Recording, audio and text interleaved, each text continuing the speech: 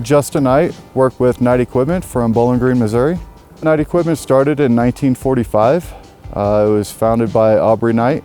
My father took over the business in 1975, and my brother Jason and I have been working with him ever since high school.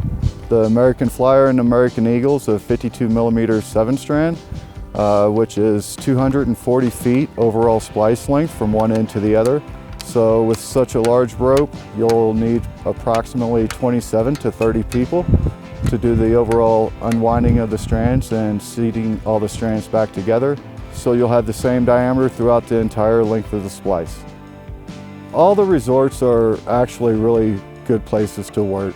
Different sceneries here and there. Sometimes you may be on a beach, splicing for just a scenic tour lift. Mountains are awesome as long as you have good weather.